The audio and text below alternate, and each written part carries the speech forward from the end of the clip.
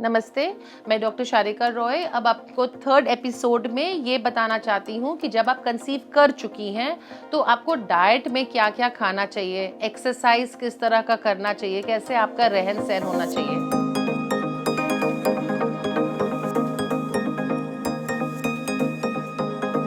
Diet में अगर आप वेजिटेरियन हैं तो green vegetables should be a part of your diet. It's very important. ये सब कोई बोलता है, पर आप पता नहीं क्यों हम लोगों को स्वाद हरी चीज़ों में क्यों नहीं लगता है।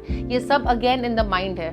यदि आप अपने दिमाग को बोलिए ये मेरे लिए जीवन दाता है, ये मेरे बच्चे के लिए जीवन दाता है, ये अपने आप को बताइए, आई प्रॉमिस यू आपको वो साग सब्जी पसंद, यहाँ तक कि आप करेला तक खाने लगिएगा।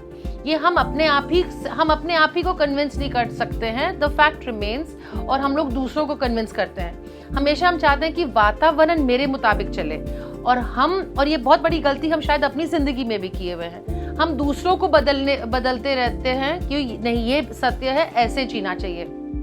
ऐसा नहीं करना है। आपको डिसाइड करना है आप और आपके बच्चे के लिए क्या क्या अच्छा है। ये आप भी जानते हैं, पर फिर भी हम आपको बता देते हैं। Leafy vegetables, dry fruits, all types of fruits except जो जिसमें शुगर ज़्यादा हो। चीनी का मात्रा जैसे कि ग्रेप्स में और आम में, उसको अवॉइड करना है। थ्रू आउट प्रेगनेंसी आपको मीठा अवॉइड करना है। पहले 3 महीना आपको पपीता, अनानस और बेल का शरबत, इन तीनों चीज़ों से थोड़ा सा परहेज रखना आपको है। मतलब थोड़ा मात्रा में आपको खाना है तो आप खा सकते हैं, पर अब you can not have lots and lots of papita every morning. वो अबॉर्टिफिकेंट होता है और again scientifically proven, written in books है। ये कोई दादी अम्मा की बातें हम नहीं बता रहे हैं यहाँ पे। अगर आप नॉन वेजिटेरियन है, yes you can have non vegetarian food, परंतु देखना है कि आपको कॉन्स्टिपेशन नहीं हो। प्रेगनेंसी में कॉन्स्टिपेशन होने के बहुत चांसेस हैं। ये आपको अवॉइड करना है कॉन्स्टिपेशन, नहीं तो आपको लेटर ऑन फिशर्स और पाइल्स का प्रॉब्लम आपको हो सकता है। ड्रिंक प्लेंटी ऑफ वाटर, पानी बहुत सारा पीना है।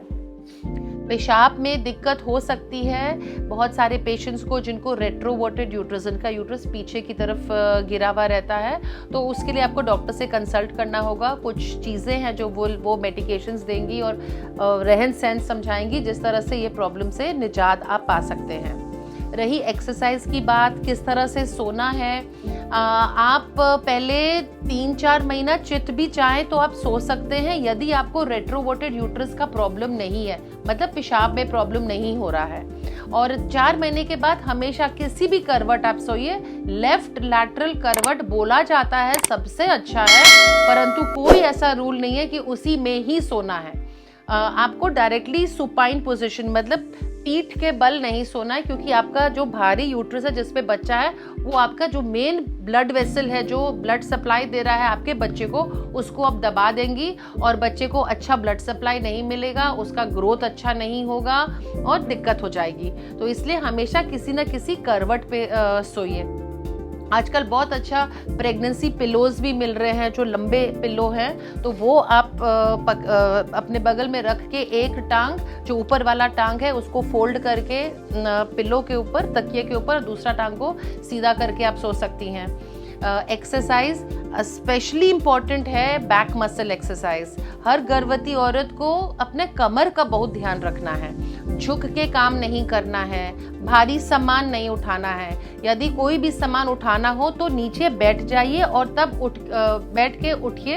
सब चीज़ इतना सुंदर से यूट्यूब में अब दिया हुआ है कि डॉक्टरों को अब काउंसिल उतना करने की ज़रूरत नहीं पड़ती है।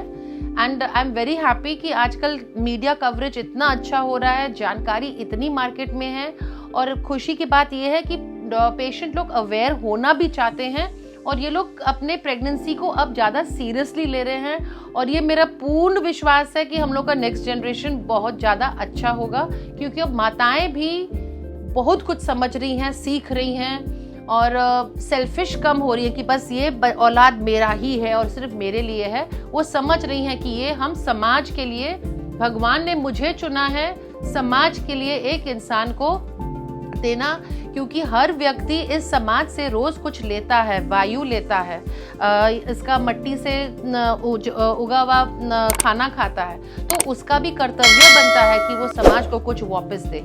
ऑलवेज टेकिंग के लिए हम लोग पैदा नहीं हुए हैं।